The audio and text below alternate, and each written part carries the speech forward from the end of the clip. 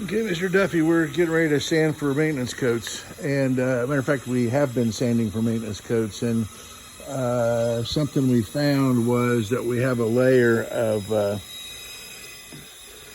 first of all, it's really deeply orange peeled. The varnish must have been pretty much expired at some point in time. That was used on here, and very, very thick. But anyway, what we've got here is we're uncovering layers of varnish that perhaps were applied, perhaps they were applied without sanding, no mechanical tooth. And so what we're doing is as we're sanding, we're ending up rolling up this layer of varnish. It just rolls up. And of course, that layer of varnish would not be good to attach to, because we would put 5 coats of varnish on, potentially, that end up rolling up. It is so deeply pitted that we can't get all the pits out without getting into the color. So we're going to stay at what we're doing. We're going to hand sand, and we're going to try to get through this layer that had no mechanical tooth and get all this stuff that's peeling up off of there. And hopefully we won't encounter that on the sides. And then what we'll do, we'll end up coloring in these places here and then doing what we call an overstain. So the other challenges that we may encounter is if this is not Chris Craft stain, Interlux number 573, we may have difficulty matching the color. So we may want to so here's a question. We may just want to do the decks and not do the sides. The sides have a terrible amount of orange peel on them. So we may want to do that. In order to, so you can use it this season, because if we run into this on the sides, it's taking us longer on the decks because of that. The other thing that we're running into is the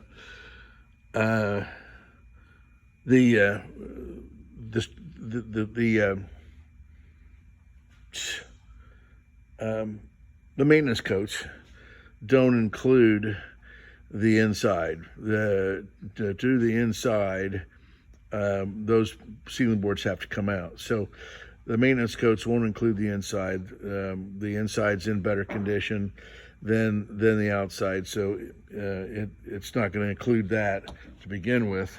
It also doesn't include the dash. We can include the dash if you want to. Here we've got prepared to mount your new fuel gauge over here, and here are the new gauges. So fuel and temperature. So they are going to really make the older gauges stand out. What we might want to do is do a maintenance coat on the dash, actually remove these gauges and switches, do a maintenance coat on the dash, remove the stain and varnish that is on this chrome. You can see it on the chrome ring here. Someone varnished without pulling those out. We can do that, or we can just leave the dash alone, install the gauges, and like I say, get this thing back to you as quick as we can. We just got the gauges in yesterday. So the wiring is all done, with the exception, of course, of wiring the back of the 2 gauges that aren't here. I believe your tank's wired, and of course then the only other thing that gets wired is going to be your socket for your stern pole. You can't wire that till it is installed. So also update on your engine. So we've detailed your engine, new hoses, new belt, electronic ignition, rebuilt the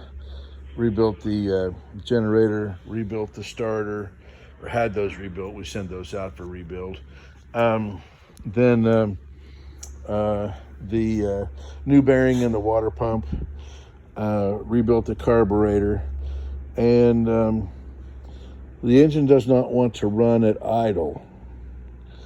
So we thought, well, okay, maybe we screwed up the rebuild on the carburetor. And so we have another KFL, not KFL, this is a KLC. We have another KLC engine in-house, and we pulled the carburetor off it. It runs great. We pulled the carburetor off of it. You can see KLC. Pulled the carburetor off of this guy that runs perfectly and put him on yours. We still can't run it idle. So curious as to whether that was a problem that you were having with the boat when you brought it in. That I would have thought a tune-up, I would have thought that a tune-up and a carburetor rebuild would have taken care of that problem. But indications are that we have a vacuum leak somewhere.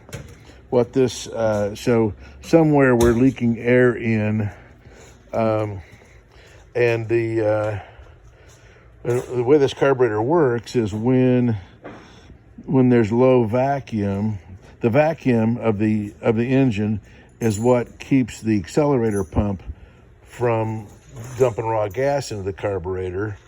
And the accelerator pump dumps raw gas in the carburetor. Normally it would be when you open the throttle and the vacuum drops. You have to shoot some raw gas in there because in order to get the engine to operate, and that of course raises the vacuum, and then the jets take over. But if you have a low vacuum situation, then it tries to run rich, and this has been doing that. The plugs are like black. So we know it's a vacuum problem, and we just have to find it. So, but anyway, I just wanted to know if you were experiencing that problem any, if that sounds familiar. I want to make sure that we didn't introduce anything, and pretty much know we didn't introduce any problems because, like I say, we're running that carburetor there. That engine runs great. Put it on your engine and it doesn't. Put your carburetor on that engine and it still runs great. So anyhow, so that's our progress, and those are a couple things that are impeding some progress. And but we're continuing to keep the hammer down and work as fast as we can on it. Thank you.